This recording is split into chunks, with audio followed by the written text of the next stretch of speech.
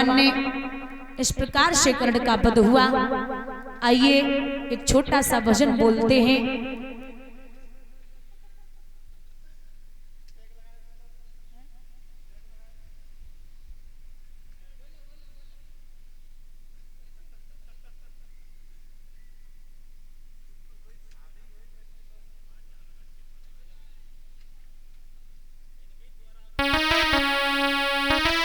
कीरत सुता के पग पग पे प्रयाग बसे, केशव की केल कुंज कोटि कोटि काशी है।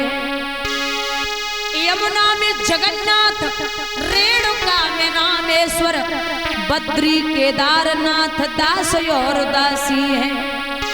गोपिन के द्वार द्वार द्वार पे हरिद्वार, दर दर बसत साईं अयोध्या निवासी है। स्वर्ग अपवर्ग प्यारे मांग के करे काम, इतनो ही जान हम वृंदावन के वासी हैं। और ये 4 लाइनें इंग्लिश के माध्यम से। अरे कास के चरैया इंड मिल्क के पिबैया, और वर्ल्ड के रचैया मेरे माँ के बिहारी हैं।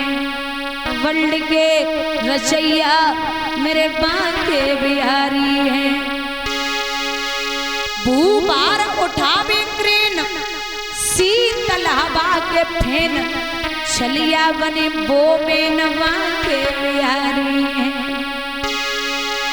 केंद्र हो या स्टेट, हाकिम मजिस्ट्रेट, हम सबके मजिस्ट्रेट वहाँ के बिहारी हैं। ऑर्डन के ऑर्ड बड़े, फ्रॉडन के फ्रॉड बड़े, गॉडन के गॉड बड़े वहाँ के बिहारी हैं। दाऊ जी के राइट हैंड, रुक्मिणी के हस्बैंड, राधा जी के फ्रेंड वहाँ के बिहारी हैं।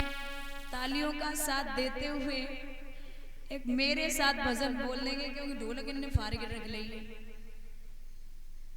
तालियों का साथ देते हुए मेरो राधा रमण गिरधारी, गिरधारी श्याम बनवारी मेरो।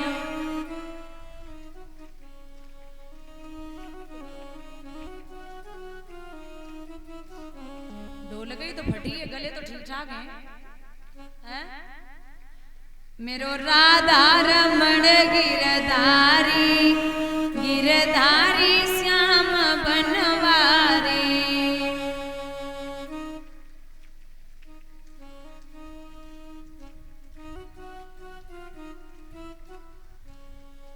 गोविंद मेरो है, गोपाल मेरो है।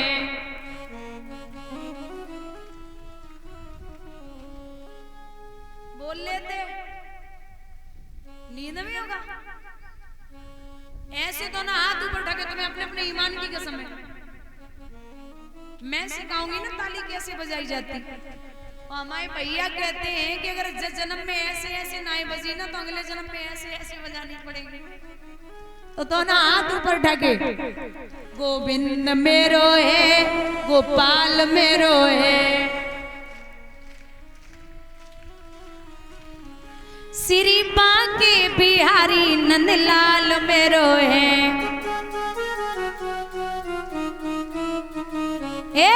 गोविंद मेरो है, गोपाल मेरो है।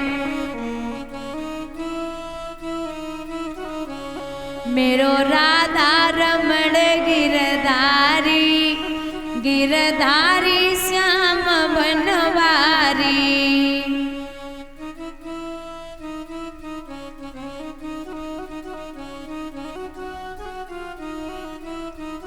बोली गोविंद भगवान की।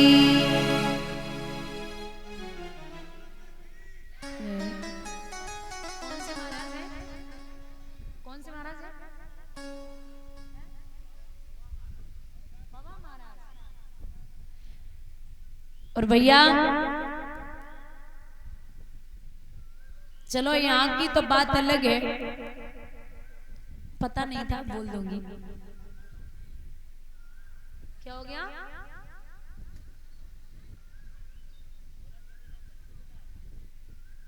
अच्छा, बहुत बढ़िया बात। तो मुझे पता नहीं था ना, तो फिर नहीं पता था, जाने में तो कुछ भी हो सकता है। वो कहते हैं ना कि यहाँ तो चलो सब डंकी बज रही, अम्मा ताली। एक बार कथा चल रही तो अम्मा अपने नाती को लेके आई, तो नाती बराबर रोए रो। हमने की अम्मा जा चुप कराएगी तब बैठो। बाहर गई, चुप कराएगी, फिर बैठ गई, वो फिर रोने लगो। हमने कही अरे अम्मा जा चुप कराएगी आओ तब बैठो। मैं बाहर गई, चुप कराएगी, फिर बैठ गई, वो फिर शुरू हुई गो। हमने कही अरे अम्मा जा चुप कराएगी तब बैठो। तो अम्मा बोली है तुम चुप रहो। मैंने बोला क्यों? बोले तुम्हें 7 दिन हो गया चिल्ला चिल्ला। हमने कहा चुप गई अम्मा नाती 2-3 मिनट के लिए कार्य लोगो, तुम तो शुरू ही गई। तो यहाँ तो बड़े अच्छे भक्त हैं, बड़े श्रद्धालु हैं, बढ़िया हैं। बाकी कई कई ऐसा होता लोगों के हाथ भी नहीं उठते। बोलिए गोविंद भगवान की, बोली बाबा महाराज की। भैया श्री सूत जी बोले हैं सोनकादिक ऋषियों, यहाँ एक समय की बात है, द्रोणाचार्य पुत्र अश्वत्थामा ने जवाब दियो, ये बताइए महाराज बड़े बड़े वीर आए रहे और जाए रहे, हमारी समझ में ना आई।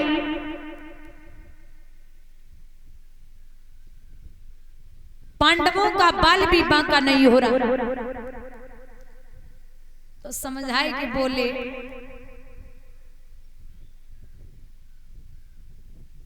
कि महाराज उन पे कृष्ण का हाथ है।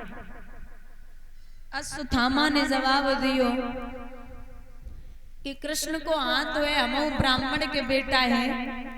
मैं आपसे प्रण करता हूं कि अगर मैं उस अश्वत्थामा वो उन 5 पांडवों को तुम्हारे सामने मार के न लाया तो हमसे भी अश्वत्थामा कौन कहे। ठीक है जाइए। महाराज जब चले तो रात्रि के समय भगवान ने पांडवन को दूसरे सेन कक्ष में लिटाई दियो, लेकिन मैया द्रौपदी के 5 बेटा लेटे हुए थे। रात्रि में पता ही नहीं चला। तो अश्वत्थामा ने बच्चों के सिर काटे और बच्चों के सिर काट के पकड़ के चला। जब पकड़ के ऐसे सिर पहुंचो, दुर्योधन से कहने लगा ये लो, रोज कहते थे नहीं मार पाऊंगा नहीं मार पाऊंगा, आज मार के लाया है। दुर्योधन बोले अरे तुम तो बड़े वीर हो, आज पांडवों को मार के लाए हो? बोले हाँ बिल्कुल। देखिए तो बोले लाओ, सबसे पहले मुझे भीम का सिर दो, क्योंकि भीम ने मेरे भाई को मारा। भीम का सिर लाओ। जैसे भीम का सिर तो था नहीं, सिर पकड़ा और कस के दबाया दुर्योधन ने, तो वो सिर बीच से फट गया। खोपड़ी को पकड़ के बोले कि रोशनी करो। अरे इतना कमजोर भीम को सिर है ही ना सकत है जो हमारे दबावे से और फट जावे। जो हमें जल लग रही है कि तू भीम के जो 5 पांडव है उनके बच्चों के सिर काट के लाया है। जो रोशनी की तो महाराज 5 बच्चन के सिर सामने देखे तो इसे श्राप या वरदान कुछ भी समझ लो लगा हुआ था दुर्योधन को कि या तो ज्यादा खुशी होगी तब तेरे प्राण जाएंगे या ज्यादा कष्ट होगा तब तेरे प्राण जाएंगे। बोले कोई बात नहीं, तूने पांडवों का वंश मिटा दिया, अब कोई उनके कुल में पानी देने वाला नहीं है। हंसते हंसते दुर्योधन ने वहां जान गमाई। इधर महाराज जब सुबह हुआ तो सुबह ऐसी हालत है, डेरों में रक्त बह रहा है, हर अबला पड़ी रो रही है और द्रौपदी बाल बिखराए हुए लालों पे पड़ी रो रही है। मोहन के आते ही बोली आओ मोहन बेबाकी है, अथवा इस खेल तुम्हारे में अब और खेल भी बाकी है।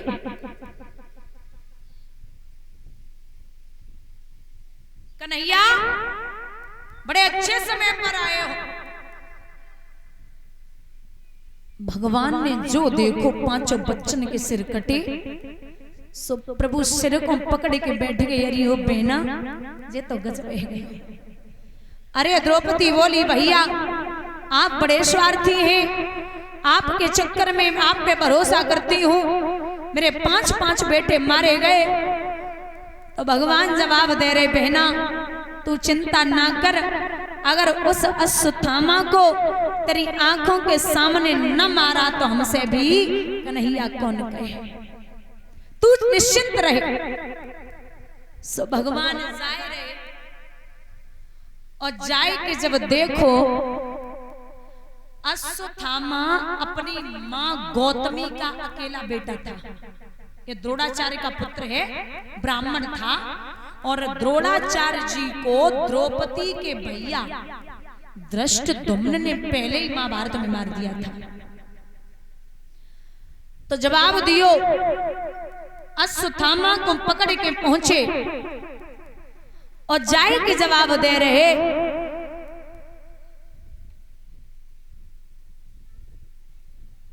कि ये ले बहना तेरे दुश्मन को तेरे आंखों के सामने लेके आया हूं, तू निश्चिंत रहे, जो सजा दिलवाना चाहती है दिलवा दे।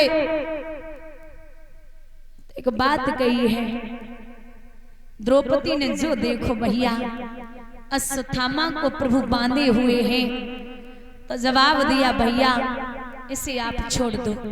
क्यों? आप इस पे हाथ मत उठाइए, ये जाति का ब्राह्मण है, ये जाति का ब्राह्मण है, इस पे हाथ मत उठाइए। आप यदुवंशी हैं, आपको ब्रह्म हत्या लग जाएगी। अब बताओ ऐसी औरत दुनिया में है जगह 5 बेटा मारे जाएं, वो अपने दुश्मन को माफ कर दे?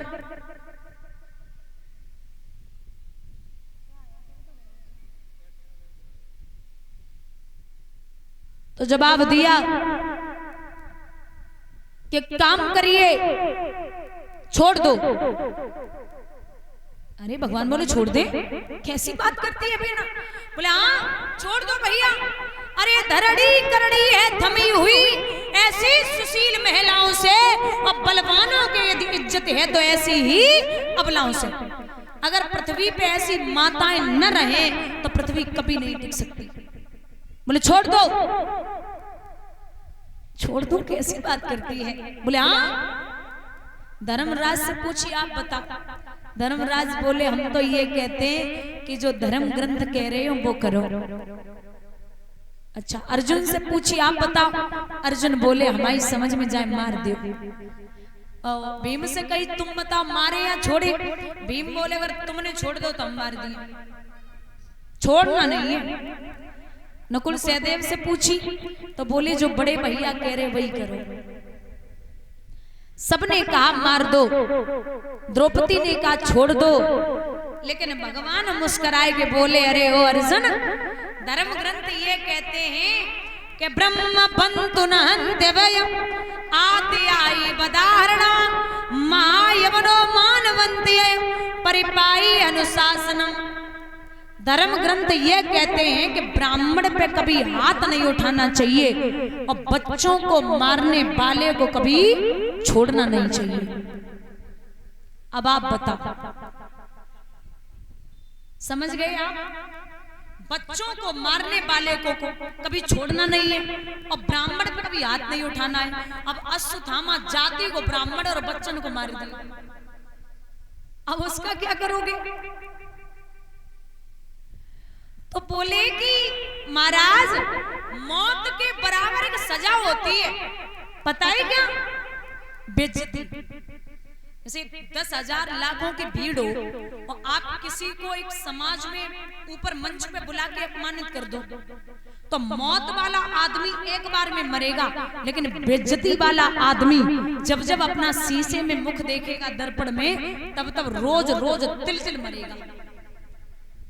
तो भैया द्रोड़ी का सिर चीर कर मणि को लिया निकार, लज्जित नीचा सिर किए निकल चला चांडाल। अश्वत्थामा जा रहा था, उसने एक ब्रह्म बाण छोड़ा। जो ब्रह्म बाण छोड़ो सो मैया उत्तरा के गर्भ में जाए लगो। उत्तरा एकदम से चिल्लाई, मामा मामा ये कैसा गूढ़ वेद, कुछ नहीं समझ में आता है। हे प्रभु मेरा गर्भ बाल भीतर ही जलता जाता है।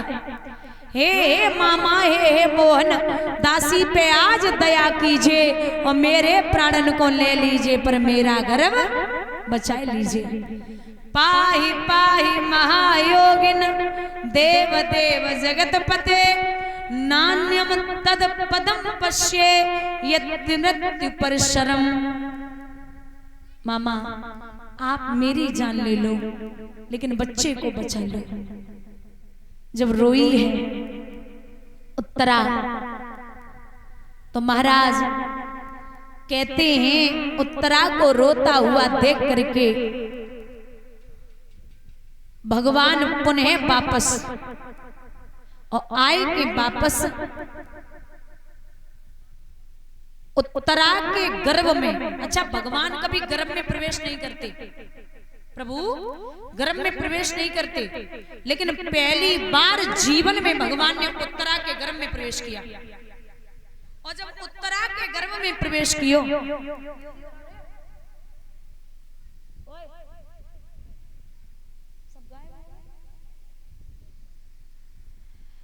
जब उत्तरा के गर्भ में प्रवेश किया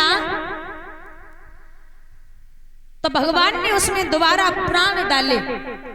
जैसे कि सच्चा भक्त भगवान के बारे में सब जानता है, वैसे ही भगवान के बारे में कुंती समझ गई। और कुंती खड़े है के जवाब दे रही, अरे ओ कन्हैया आप तो साक्षात जगताधार हैं। क्यों? नमस्ये पुरुषत्वाधीमश्वरम प्रकृते परम अलक्षरम सर्वभूतानां मंतवरहिरं स्थितम कृष्णाय वासुदेवाय देवकी नंदाय च नंद गोप कुमाराय गोविंदाय नमो नमः। नमः पंकजान्नाभाय नमः पंकज मालिने नमः पंकज नेत्राय नमस्ते पंचग्रहे।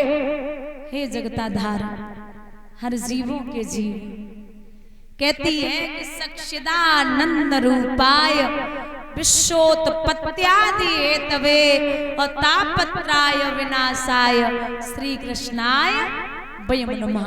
ये भागवत का प्रथम श्लोक है, ये भागवत का प्रथम श्लोक है। और ये श्लोक जो है, बुजुर्गों ध्यान देना, सक्षिदानंद सत चित आनंद। सत्य वो होता है जो कभी बदल नहीं सकता। और आजकल कलयुग में लोग झूठ के अलावा सत्य बोलते ही नहीं। अभी तुम किसी को फोन करो, जैसे वो 20 किलोमीटर दूर हो, किसी को आप फोन करना और 20 किलोमीटर दूर हो, उससे कहना भैया कितनी देर लगी, बोल बस 5 मिनट में आ गया। ये कोई झूठ बोलने की जगह ही नहीं है भाई। यहाँ झूठ नहीं बोलना है, आपको कोई फांसी थोड़ी लगा रहा है। आप बोल दो कि मैं 20 किलोमीटर दूर हूं, सत्य बोलिए। अच्छा, झूठ बोलने की 2 जगह हैं, पता है कौन कौन सी? एक तो अगर कोई मर रहा है और आपके झूठ बोलने से वो बच जाए तो आप झूठ बोल दो। और दूसरा, अगर अपनी बेटी के लिए आप लड़का देखने जाओ और बिटिया की तारीफ में लड़का के दरवाजे पे तुम 2-4 शब्द बोल दे हो झूठी, तो वो झूठ नहीं मानो जाता। चित चित्त की बात करती हूँ, ये नेत्रों की बात। चित्त, पहले चित्त बिगड़ा, फिर मन बिगड़ा, और मन बिगड़ा तो चरित्र बिगड़ा, और दादा अगर चरित्र बिगड़ गया तो दुनिया बिगड़ गई, फिर आपको सुधारने वाला कोई पैदा नहीं हुआ। पहले चित्त बिगड़ा, फिर मन बिगड़ा, फिर चरित्र बिगड़ा। आनंद, सत्य चित्त आनंद, आनंद है परमात्मा का नाम। क्योंकि विद्वानों ने लिखा है कि नंद घर आनंद भयो। अगर वो लिखते तो ये भी लिख देते कि नंद घर छोरा भयो, नंद घर लाला भयो, नंद घर बेटा भयो, नंद घर आनंद भयो। सच्चिदानंद रूपाय, बड़ा प्यारा रूप है। विश्वोत्पत्त्यादि हेतवे, विश्व की उत्पत्ति करने वाले, तापत्राय विनाशाय, तीनों तापों को नष्ट करते हैं, दैहिक, दैविक और भौतिक। ऐसे परमात्मा को मैं बार बार प्रणाम करती हूँ। अब यहाँ कलयुग के लोग बड़े अजीब है भाई, उनसे बोलो कि अच्छे कर्म किया करो, अच्छा फल मिलेगा। बोले हाँ बाढ़ में जाओ, ऐसा फल मिलता है। बोले भैया कुछ संकीर्तन कर लिया करो, और कुछ भी नहीं कर सकते तो शाम को एक बार थोड़ा सा 5 मिनट निकाल के भगवान को दे दो, क्योंकि 24 घंटे तुम्हें दिए हैं तो तुम 5 मिनट उनको दे दोगे तो कुछ नहीं चला जाएगा। और अगर कुछ भी नहीं कर सकते तो बस इतना बोल दो परमात्मा को कि मैंने अगर किसी का भी दिल दुखाया हो तो हमें माफ करना। कहो कि डकैती डारे वो पाप ना है। अगर आपकी वजह से किसी की आंखों में आंसू आए हैं तो वो सबसे बड़ा पाप है। यहाँ लोग कहते हैं कि मैं कर्म करूं, आने वाली पीढ़ियों को देखा जाएगा, मैं तो मर के चला जाऊंगा, कौन सी पीढ़ी हम देख रही है या हम उन्हें देख रहे हैं। एक उदाहरण दूं, बड़ा प्यारा सा, ध्यान से सुनना। महाराज एक बाग है, जैसे समझ लो बाग, उस बाग में आम लगे हैं और आमों ने आंखों ने आमों को देखा, आंखों ने आमों को देखा। अब आंखें देख सकती है लेकिन जा नहीं सकती, तो गए पैर। अब पैर जा सकते हैं लेकिन तोड़ नहीं सकते, तो तोड़ा हाथों ने। अब हाथ तोड़ सकते हैं लेकिन खा नहीं सकते, तो खाया मुख ने। अब मुख खा तो सकता है लेकिन स्वाद नहीं ले सकता, स्वाद लिया जिह्वा ने। अब दादा जिह्वा स्वाद तो ले सकती है लेकिन रख नहीं सकती, रखा पेट ने। बाग का माली आया, उसने डंडे मार दिए पीठ पे। अब पीठ की तो कोई गलती नहीं, वो तो फालतू में ही पिट गई। पीठ की तो कोई गलती नहीं, वो तो फालतू में ही पिट गई। लेकिन आप बताइए, आंखों ने देखा, गए पैर तोड़ा, हाथों ने खाया, मुख ने स्वाद लिया, जिह्वा ने रखा, पेट ने डंडे मार दिए पीठ पे। अब महाराज पीठ पे डंडे पड़े तो आंसू कहां से आए हैं? बोलिए जरा। आंखों से, देखा किसने था? आंखों ने। तो जो कर्म करेगा फल भी उससे ही मिलेगा। बोलिए गोविंद भगवान की। आप हमेशा याद रखिए कि जीवन में परमात्मा, आप कर्म करते जाइए।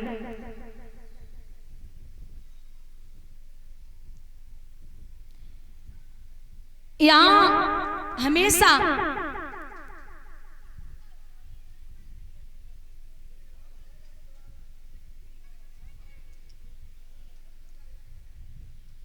और जीवन पर्यंत तक कमाइए। अच्छा हमें एक बात बताओ, हमारे बुजुर्ग बैठे हैं दादा, जब हम आए थे दुनिया में तो कितने पैर थे हमारे? जब हम आए थे दुनिया में तो कितने पैर थे? दो पैर होते पक्षी के, आकाश मोड़ो, चाहे जा रहो, चाहे जैसे घूमो। और जब शादी हो गई तो कितने हो गए? 4 पैर होते पशु के, शादी होते ही होते खूंटा से बन गए। अब तो बच्चा हो गए, कितने पैर रह गए? 8 पैर होते मकड़ी के, जिंदगी भर जरा बनाते रहो, फिर वो जरा से निकलने वाले ना है। बोलिए गोविंद भगवान की। लिखते हैं विद्वान,